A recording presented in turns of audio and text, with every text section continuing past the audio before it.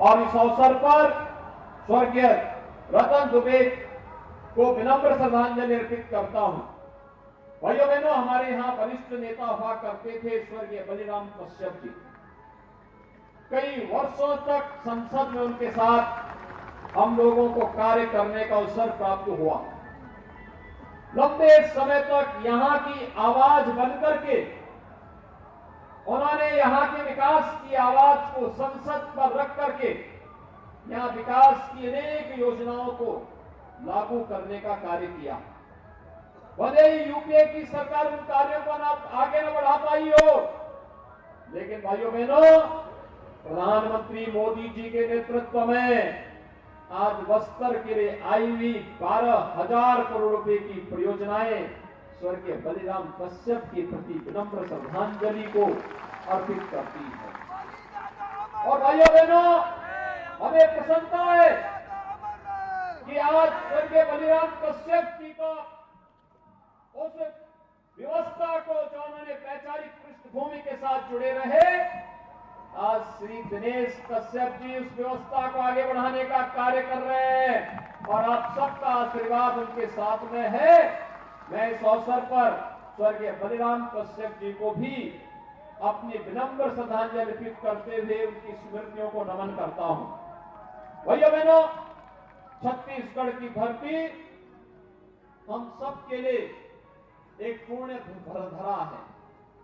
प्रकृति और परमात्मा के असीम कृपा इस धरातल पर है। आप याद करिए, भगवान राम के सबसे यानी वनवास कालखंड के अंदर जो उनके सबसे भिन्न सहयोगी थे, ये वही आदिवासी वनवासी बंधुगण हैं, गिरवासी बंधुगण हैं, जो आज भी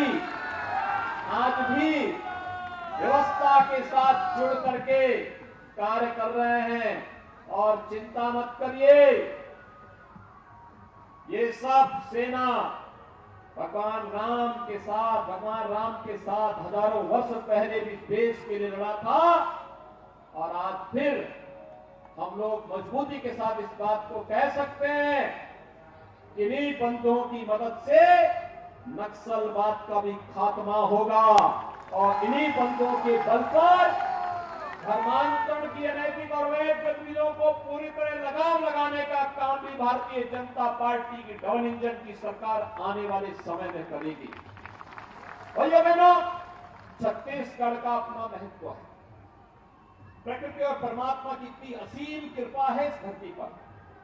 भगवान राम को भी अपने वनवास कालखंड की भूमि के रूप में इस धरती को चुनना पड़ा था। याद करिए, यहीं पे आकर के उन्होंने अपने पूरे वनवास कालखंड को व्यतीत किया था, इन्हीं बंधुओं के बीच में व्यतीत किया था।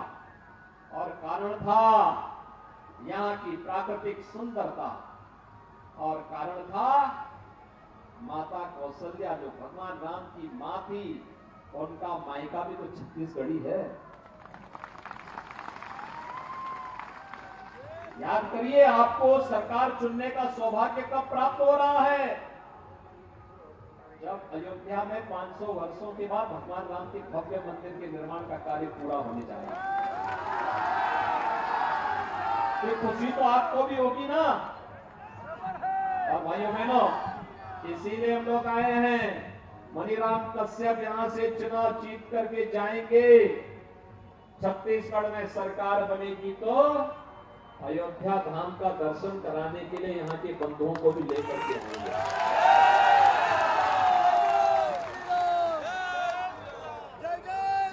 भाइयों बहनों, भारतीय जनता पार्टी